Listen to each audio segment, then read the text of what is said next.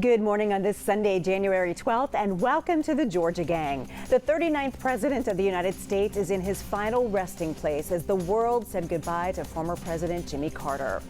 Also, the Laken Riley Act passes the U.S. House and gains momentum in the Senate. And Governor Brian Kemp unveils a set of recommendations to improve Georgia's prison system in a state of crisis. Melita, Phil, and Brian are all here. Theron is joining us remotely. The debate and discussion begin right now. From the Fox 5 studios, the Georgia Gang starts now. Former President Jimmy Carter is now in his final resting place in Plains, Georgia, after a week of remembrances. May God bless a great American, a dear friend, and a good man. President Joe Biden honoring his good friend as all living presidents sat together to pay their respects to America's longest living president, Georgia's own Jimmy Carter. Thursday's funeral in our nation's capital followed a journey from Plains to the Carter Center in Atlanta as thousands passed by the casket of the 39th president. Dignitaries spoke of so many accomplishments from the White House to the Carter Center and beyond. Carter's grandson brought laughter in the National Cathedral when he talked about one of the first times his pawpaw used his new cell phone. He said, "What are you doing?" I said, "I'm not doing anything. You called me." He said, "I didn't call you. I'm taking a picture."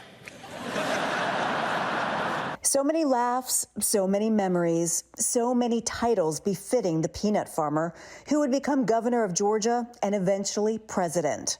He would go on to win the Nobel Peace Prize for all his humanitarian efforts across the globe. He is now reunited with his beloved wife, Rosalind, of 77 years, who passed in 2023. The couple now in their final resting place near a willow tree by the home Carter built himself, his wife, and family.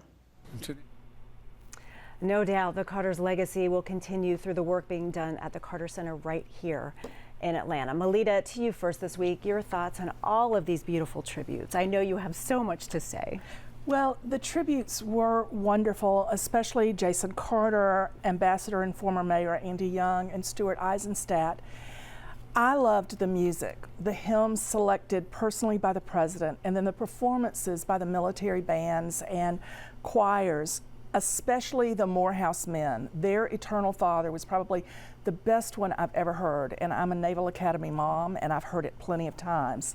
And then the Delta flight attendant, Phyllis Adams, who sang Amazing Grace during the service. President Carter had heard her sing in 2017 at the Carter Center and asked her then and there to sing at his funeral. So it was a wonderful way to remember his many contributions, his farsightedness, and the fact that if only we had listened to him about certain things like climate change, it really was a wonderful week to remember a great man. It was. And Phil, 10 years ago, when we found out the former president was diagnosed with brain and liver cancer, I mean, newsrooms across the country working on farewell videos and obituaries. It's what the business does.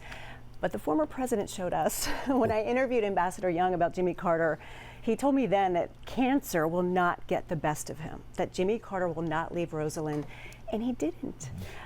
Young also told me, in only the way that Young can, that Jimmy Carter taught us how to live, and he would teach us how to die. And I thought, gosh, what powerful words. Well, I'm glad you said that. I had not heard that quote, but that's pretty amazing and really underscores what we're talking about. Yes, it was a beautiful service. I've been in the National Cathedral several times for services, and I think that the speeches were great. You showed a clip of Jason Carter. I would just single out one. Andrew Young did a very good oration, and it was pretty funny in a way. He wondered, how in the world did someone from Plains, Georgia get to be president of the United States? And he said that Jimmy Carter had friends in all different political aspects. Apparently the sheriff of Sumter County was a staunch segregationist, and when Andy Young asked, "Do you know this sheriff? He's the meanest man around," and Jimmy Carter said, "He's a good friend of mine." and Young was laughing, and he said that's the way he was. He knew everybody from every faction, and so it was a beautiful service. I'm sure we're going to talk about the former presidents and the body language there. It just showed the divisions in a way with the Democratic Party, with the Bidens not liking the Harrises, etc. Theron, also, I thought it was interesting to hear some of the old stories about when the former president announced that he was actually going to run for president, and some of his folks were like, president of what? You know, and then there was the old Jimmy Who, right, up in Iowa when he started his campaign. Just to hear some of the beliefs and the thoughts back then of like, do you really think that this could happen, that a peanut farmer from Georgia could become president? Well, he was a man of ambition and courage. And, you know, he also taught us how to love each other and to care. And I agree with Melita and Phil, and I'm sure Brian's going to add on that this was one of the most beautiful services that I've ever witnessed. But I want to also just talk about, you know, a lot of things that came out. I agree. Ambassador Young, as always, was just impeccable about talking about his friend and what he meant to him personally and what he meant to Georgia. He's Georgia's native son. But the other thing that I wanted to just remember, and I want us to remember, his commitment to civil rights. I mean, he was doing it, Lori, as you just mentioned, when it wasn't popular, and Phil just made comment about it as well.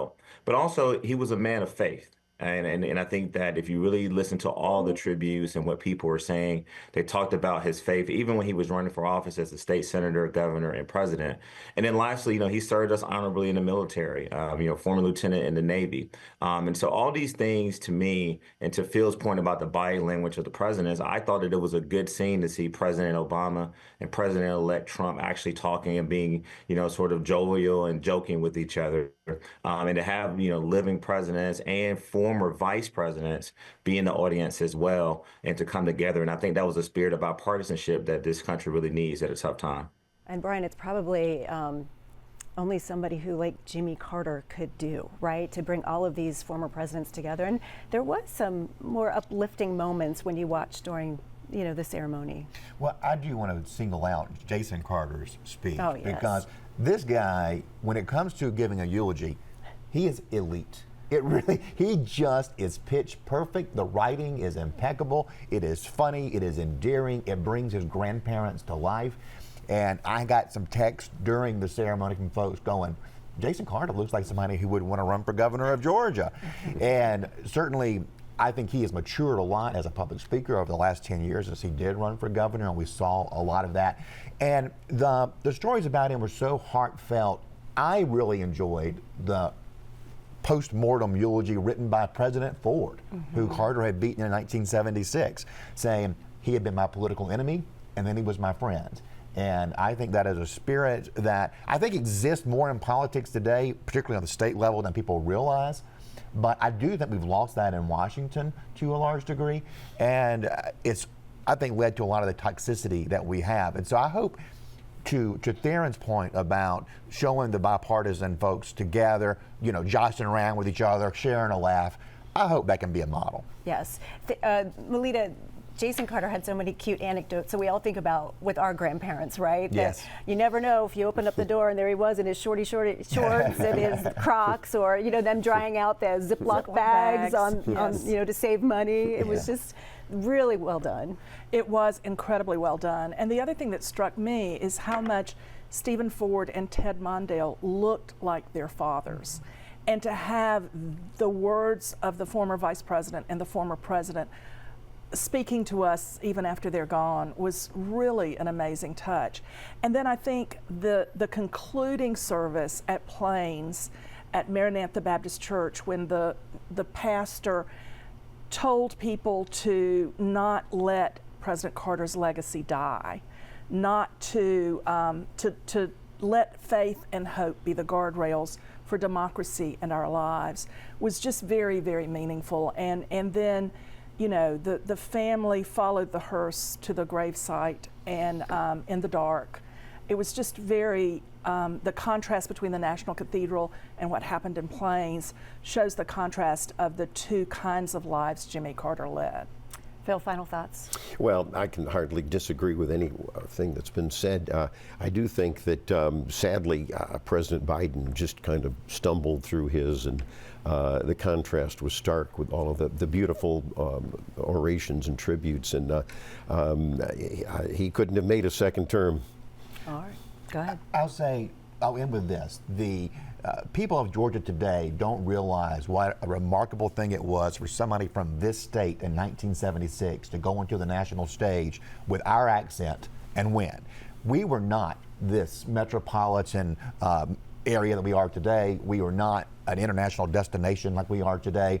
We were a rural poor backwater at that juncture in the 1970s, and to be able to come out of that and capture the White House of the world's most powerful nation is much more remarkable than we can even consider today. So true. Theron, I hear you want to have one final word. Yeah, real quick. I agree with everyone in what was said. I disagree with Phil, of course. I think that was, not necessary about the president, comments. But I want to give a huge shout out to the Carter Center for allowing the people of Georgia and all over the nation and world who were able to come and actually pay their respects.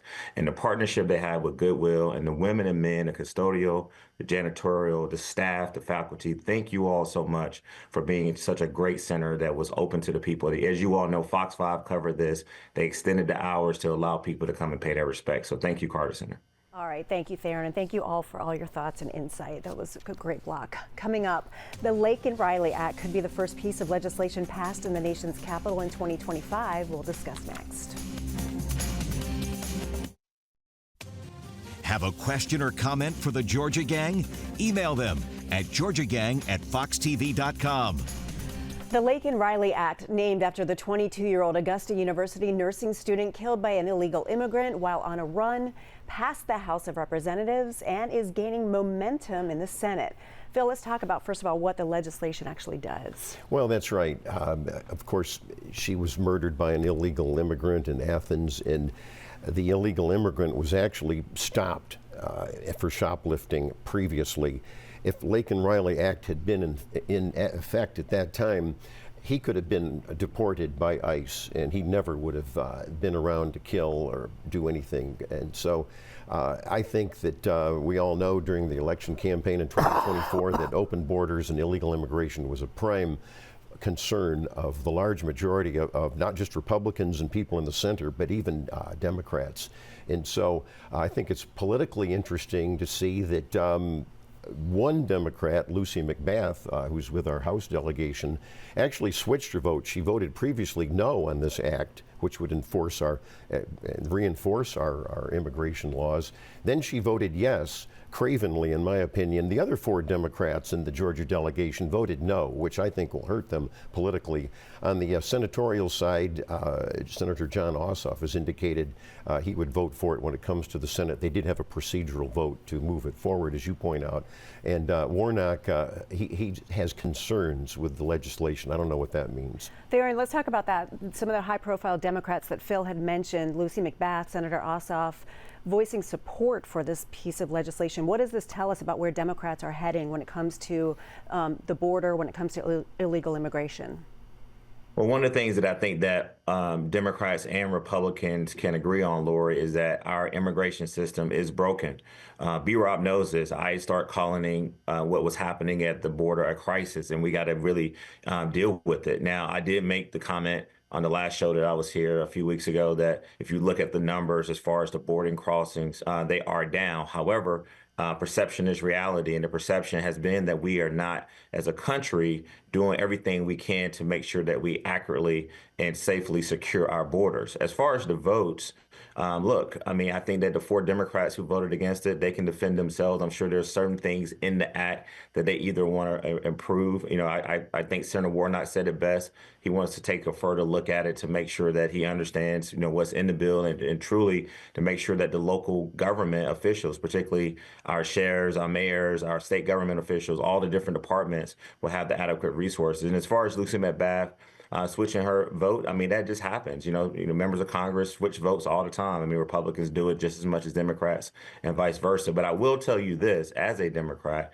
we need to strengthen our borders. We need to take some extra steps. And what happened to Laken Riley in Athens was unnecessary, and it was a very tragic death. Right. For the Democrats who voted no on this, I want to ask, what is the constituency that supports protections for illegal immigrants who commit crimes? Like, what voter base is like, yeah, I got to look out for these guys. They're our folks. This is such easy politics. And when we talk about the congressional delegation, Lucy McBath, who's got aspirations for statewide office, was taking a political calculation. She knows where the people of Georgia are on this issue, and this proves it. John Ossoff is going to be at the top of our ballot in 2026. It's not the governor's race, it's the Senate race. It's at the top. And to see him come out this week tells you where the people of Georgia are on this issue. He knows, and that's why he's going to support this. And it will be wise of Senator Warnock, even though he's not in cycle right now, for him to support this as well. This was their constituent who was murdered.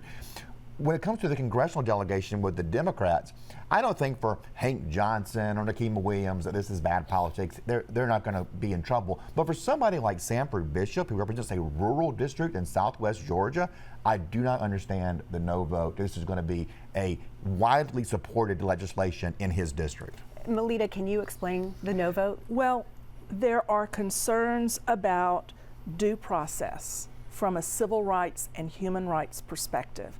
And there are widespread implications for locking people up without due process. And then there's also the amount of money that private prisons will make by locking up all of these people. Phil? Well, there is due process. The simple fact is, if someone has committed a crime, a citizen or an illegal immigrant, and their sentence is up, you just notify ICE that this illegal immigrant's sentence is up, and then he's yours, she is yours, and then they get deported. I don't see it. They're here illegally. It's a crime already. And so the liberals whining over due process, I'm sorry, I'm not talking about you, but they've read the bill. And the Senate, the Democrat Senate blocked a vote on it. The House already had voted on it earlier, and that's outrageous that they even blocked it. I don't know what concerns Warnock and the others have, frankly. They've read the bill. Theron, I want to give you a chance to respond to what Brian and Phil have said. Look, I think that, in one segment we talk about Jimmy Carter, and we talk about how, we all need to come together and love and, all these practices that he had, right? And I think that, we can't go to the next segment and then just to Melita's point, just ignore some of the things that she actually mentioned. Now, I will say this.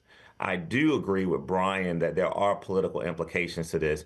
And I will say this, Lori, I think that the more and more people I talk to, Democrats and Republicans, we do need stronger laws to make sure that illegal immigrants who are committing crimes in this state and around this country are not only punished, but we need to have a multi-jurisdictional communication system where ICE can be notified, different people can make sure that if there are crimes and bad people are on the street and they're not identified, we need to make sure that we have a process in place to make sure that we not only prosecute those people, Lori, but we make sure that they don't get out and we don't have this revolving door that we're also seeing in our country right now. All right, Brian and Phil are nodding in agreement, so we will leave it there. Up next, Governor Brian Kemp throws his support behind efforts to improve Georgia's prison system. Join the discussion on the Georgia Gang Facebook page and watch past episodes on the Georgia Gang YouTube channel. Governor Brian Kemp is proposing a big burst of new spending on Georgia's prisons, including planning another new correctional facility and launching an extensive renovation program. Brian, this is massive. We're talking about $600 million investment. I think people get so used to hearing these massive trillions of dollars, that kind of stuff, talking about the federal budget, that when you hear $600 million, it doesn't sound like that much. But our budget is $30-something billion, $600 million in new spending. This is almost unheard of. And I think the House Appropriations Committee Chairman Matt Hatchett goes, I don't know if I'd use the word historical, but this doesn't really happen. So this is highly unusual. It shows that I think Governor Kemp and other leaders have heard the discussion we've had here on the Georgia Gang and perhaps in other quarters on this issue, because it's been a crisis. We need to get significant investment in. There's no way around it. We're going to have to hire a lot of people. We're going to have to improve security around prisons. And one thing that Senate Appropriations Committee Chairman Blake Tillery pointed out is part of what this does will provide new security measures to keep cell phones, for example, out of prisons, where people can order hits, where people can order drug operations from inside the prison. We've seen the violence that has come out of having those phones in there. The feds won't let us jam the cell signals in prisons the way Attorney General Carr has been pushing for several years. So much needed. This is great leadership. I'm so glad to see the unified voice in the legislature, everybody acknowledging this has got to get done. This is a human rights issue. And I'm not somebody who's all that soft-hearted about murderers and rapists, right?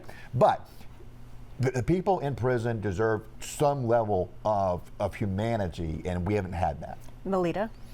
Well, I'm hoping that the 4% boost in salary for correctional officers will be enough to let them hire enough officers. For example, down in Valdosta, in April, 80% of the correctional officer positions were vacant.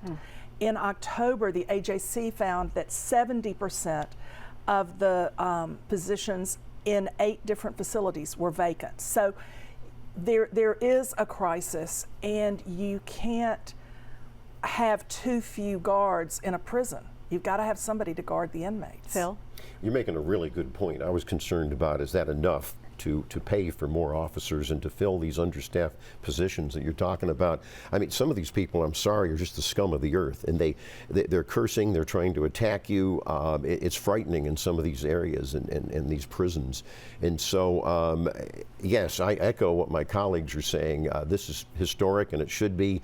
It should have been done before, but I'm glad it's being done now to focus on this. We can't have murders to this extent and attacks in these prisons. And we do have to have, I think, some private correctional facilities. Yes, we do have to have guardrails. I do agree with that. Theron, you spent a lot of time down at the Capitol. How likely are we to see movement pretty quickly on this issue? Well, you know, politics is always about timing. And, you know, the governor is a person who understands that when there's a crisis, he needs to act. Now, we've been talking about this for a long time. Phil reminded us a few weeks ago that he wrote about the Georgia prison system when he was down in Augusta, Georgia, with the paper there. You know, Brian knows that one of the things that we've talked about for years when we're together is that we got to improve our prison system. It's not a place where people should go to die. I agree with everything that everybody said on the panel. The one thing that I would echo, Lori, is that the one thing that I think the legislators have to talk about is transparency. One of the biggest problems that we've had with our prison systems, yes, all the funding, yes, we need more than 4% to attract people who can be well trained to serve in our prison system. But it's been the lack of transparency, the lack of communication. So these lawmakers, Lori, yes, it's going to be top priority. And I think that they're going to have to streamline this process. And you'll see Democrats and Republicans weigh in on this this bill. But to Brian's point, when you got Matt Hatchett and Blake Tillery, the 2 appropriation chairs in both the House and the Senate, pushing for this early on, is definitely going to have some momentum. It's definitely a priority. Okay, moving on to one last issue here. The Georgia Republican Party State Executive Committee unanimously voted to expel former Republican Lieutenant Governor Jeff Duncan from any future involvement with the party because of his endorsement of Kamala Harris for president. Phil, I don't think we're very surprised by this move. No surprise. I think he's pretty much cut his ties to all Republicans. And why? Because I can understand if somebody didn't want to vote for President Trump and you claim you're a conservative, as Duncan has claimed, but why would you vote for a big spending, big taxer, weak on defense, an open borders advocate, et cetera, like Kamala Harris? He campaigned for Kamala Harris. That's a bit much. And I think even the flip side of with the Democratic Party, I mean, you really don't trust somebody. You want to have core principles. I don't know if he has any core principles. 15 seconds, Melita. Well, I say let the Republicans fight it out, even those Republicans who don't want to allow Jeff Duncan to call himself a Republican. Brian? Jeff Duncan's not going to win a primary for Republicans ever again anyways. I don't know that this is necessary, but if people feel better having done this, fine. It All right, does feel good. Theron, we're out of time because I got to give you time in winners and losers. Stay tuned.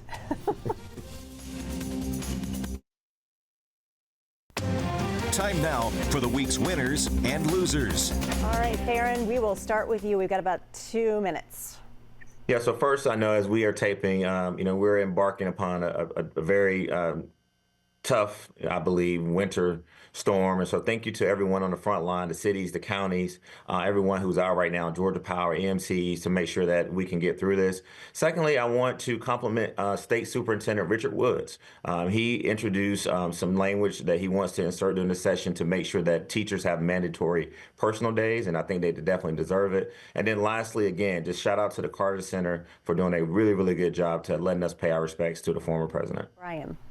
My winner is Mike Collins, the congressman from Georgia's east side, who sponsored the Laken Riley Act that has been pushing really hard to get this passed over in the Senate, and Governor Kemp for his vision and leadership on this prison issue. All right, Melita, you have a prop. My prop is a sweatshirt from the Bitter Southerner asking what would Jimmy Carter do. And I think that's a wonderful way to conclude the tributes to him in carrying his legacy forward if we all ask what he would do as we move forward. And my compliments to the state law enforcement officials, the military bands, all the choral groups, everybody who had a part in making it such a lovely tribute to the former president. It was beautiful. All right, Phil. Well, the CEO of the Georgia Motor Trucking Association is stepping down. He was a lobbyist, Ed Kroll. We're going to miss him, a great public servant. And over in Marietta, one of the pillars of the community died at age 94. It was James Bo Glover. He had Glover Park there, and he fought to protect Marietta Square. It was going to be a parking deck.